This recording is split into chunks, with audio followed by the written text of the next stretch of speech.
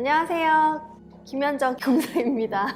네, 오늘은 제가 사용하고 있는 빌드업 도구들에 대해서 소개를 해드리려고 하는데요. 먼저 제가 세미나를 다니거나 어디 외부에서 활동할 때 가지고 다니는 제 브러쉬 파우치예요. 제 이름도 스티치로 넣어놨습니다. 그래서 제가 자주 사용하는 빌드업 브러쉬들을 소개해드리도록 하겠습니다.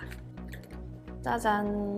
제가 많이 쓰는 도구들을 설명을 드릴 텐데요. 먼저 이제 브러쉬 같은 경우는 저는 램퍼트 레이아트 브러쉬를 가장 많이 쓰고 있어요. 사실 이것만 거의 쓰고 있는데요. 제가 작업하는 케이스들이 큰 케이스나 풀마우스보다는 라미네이트나 아니면 싱글 케이스들이 훨씬 더 많기 때문에 저는 빅 브러쉬보다는 조금 더 작은 브러쉬들을 사용을 하는 편이에요. 그래서 조금 큰 케이스들은 6호 정도의 브러쉬를 사용을 하고요. 라미네이트라든지 세부적으로 파우더를 디테일하게 올려야 될 경우에는 2호붓도 굉장히 많이 사용을 하고 있어요. 그래서 제가 사용하는 붓을 보면 굉장히 좀 작은 붓을 사용한다는 얘기를 좀 많이 듣는 편이에요. 그래서 대부분 6호 아니면 4호, 2호 이렇게 세 가지 종류의 브러쉬 크기를 많이 사용을 하고 있고요. 브러쉬에서 저는 중요한 게 일단 잘 모아지는지가 굉장히 중요한 것 같아요. 그래서 끝이 갈라진다거나 그러면 제가 원하는 부위에 정확하게 올리기가 굉장히 힘들어서 브러쉬 선택할 때 일단 잘 모아지고 잘 떠지는지 이런 것들을 중점적으로 보는 편이고요. 레이아트 브러쉬는 슬림 라인하고 볼드 타입하고 두 가지 종류가 있다 그래요. 저는 이제 슬림 라인을 좀 더 많이 사용을 하는 편이고요. 세밀하게 작업을 하는 편이라서 그렇게 사용을 하는데 여기에 볼드 타입이 있어요. 그래서 조금 비교를 해서 보여드리면 동일한 이제 4호 라인이거든요. 그래서 이렇게 보시면 여기 볼드 타입, 슬림 타입 이렇게 제품 분류가 되어 있는데 슬림 타입이 볼드 타입보다 약 끝이 더 테이퍼지거든요. 그래서 약간 더 끝이 조금 더 가는 느낌이 좀 들고요. 볼드 타입은 수분을 조금 더 많이 머물 수 있는 그러한 장점이 있다고 해요. 그래서 조금 더 잘 맞으시는 걸로 디테일하게 조금 분류가 되어 있으니까 선택해 주시면 좋을 것 같습니다. 그리고 레이아트 라인 말고도 사실 이 콜렌스키라는 라인이 있는데 레이아트가 지금 램퍼트 라인에서는 지금 최고급 라인이거든요. 더 이제 좋은 이유가 얘는 붓의 끝이 약간 이렇게 붓을 이렇게 눌러서 보면은 얘가 약간 삼각형 모양의 쉐입으로 되어 있어서 붓을 사용을 하셨을 때 마모도 이거랑 동일한 형태로 마모가 된다고 합니다. 그래서 붓의 쉐이프까지도 조금 다른 점을 보실 수가 있을 것 같아요. 볼드 같은 경우에는 롱브릿지 같은 거 하실 때는 네. 볼드 같은 거 쓰시는 거예요? 아무래도 붓의 양도 많고 수분도 조금 더 머물고 있기 때문에 큰 케이스 하시거나 뭐 그런 거 쓰실 때는 너무 얇은 거보다는 조금 더 도톰한 게 더 낫지 않을까 싶어요. 그리고 브러쉬 관리법에 대해서 이제 궁금해 하시는 분도 계신데 사실 매일매일 자주 쓰는 붓들은 그렇게 하지 않지만 자주 안 쓰는 붓이나 제가 외부에 가져가서 모에 손상이 갈 수 있을 만한 그런 상황이 되면 물풀을 저는 묻히거든요. 그래서 브러쉬 끝에 물풀을 발라서 얘네들을 딱 고정을 시켜 놓으면 사용할 때만 물에 살살 풀어서 사용하시면 모가 벌어지거나 이런 것들을 훨씬 더 잘 모아질 수 있게끔 해주는 것 같아요. 저는 그렇게 브러쉬를 관리를 하고 있습니다. 딱풀로는 안 될까요? 딱풀로 하셔도 크게 문제는 없으실 텐데 저는 딱풀보다는 물풀을 사용을 하시면 고정력이 훨씬 더 좋고 붓의 끝이 잘 모여요. 그래서 딱풀보다는 물풀이 더 좋은 것 같아요. 또 스테인붓 같은 경우는 프로피 스테인 브러쉬 하나랑 그다음에 콜린스키 브러쉬를 사용을 하는데요. 프로피 같은 경우는 이렇게 브러쉬의 크기를 비교를 해보시면 붓의 길이가 짧기 때문에 좀 더 정밀하게 내부 스테인을 하신다거나 색감을 정밀하게 좀 부여를 하실 때 얘가 좋은 것 같아요.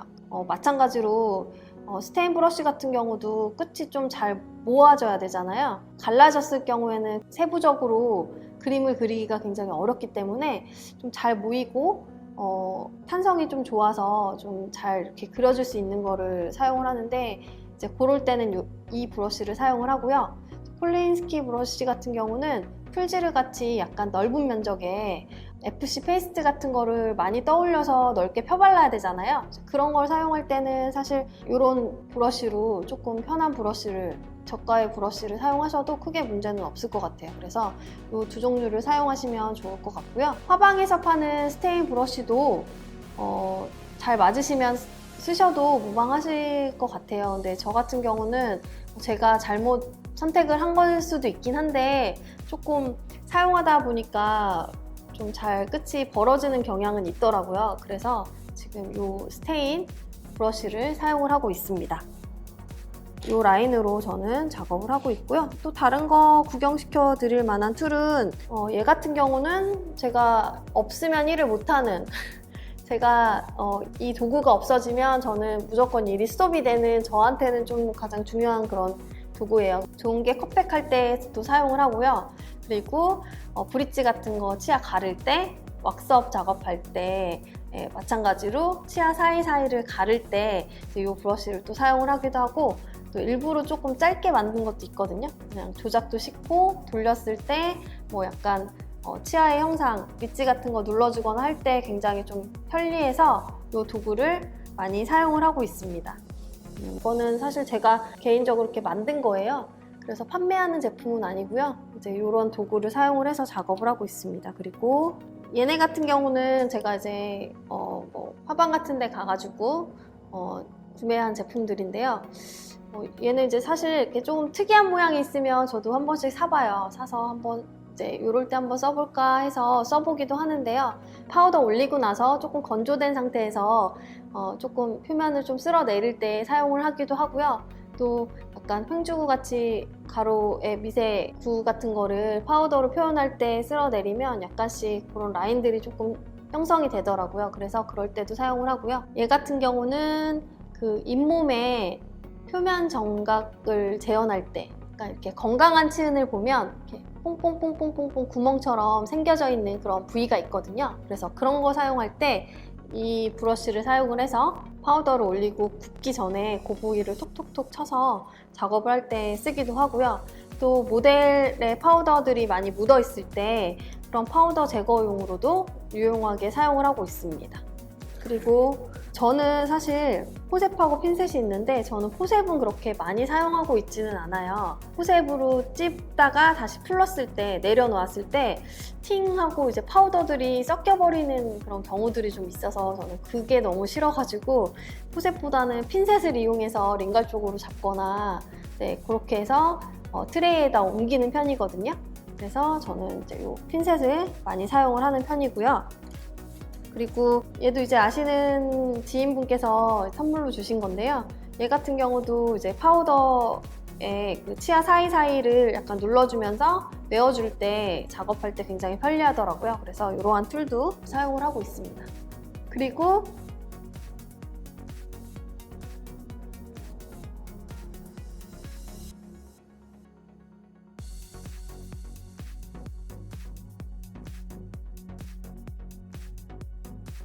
브러쉬만큼이나 중요한 팔레트도 같이 한번 소개를 해드리도록 하겠습니다.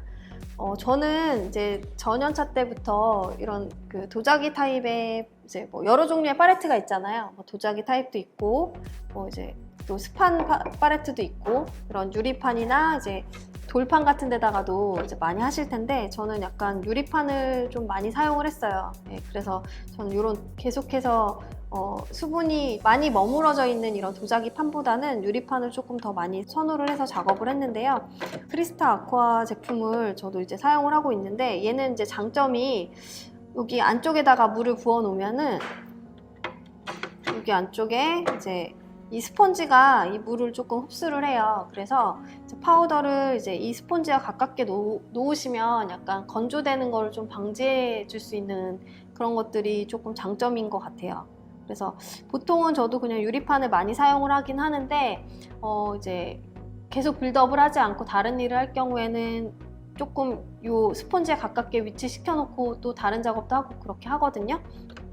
그래서 이제 저는 이런 그 유리판 형태의 레이아트 크리스탈을 사용을 하고 있고요.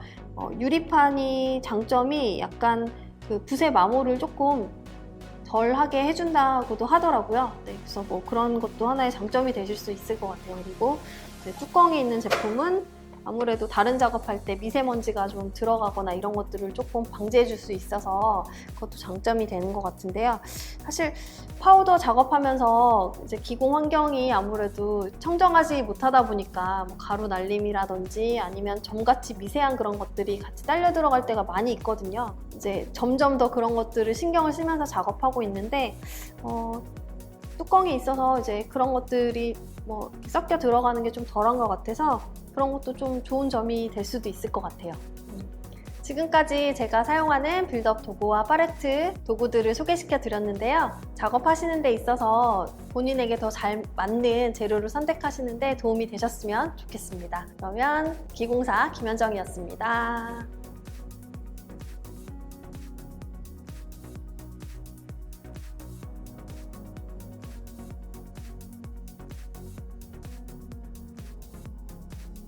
제가 사용하는 도구의 빌드업 도구를 망했어. 네, 다시. 이게 자꾸 꼬이네요, 말이. 앞엔 괜찮아.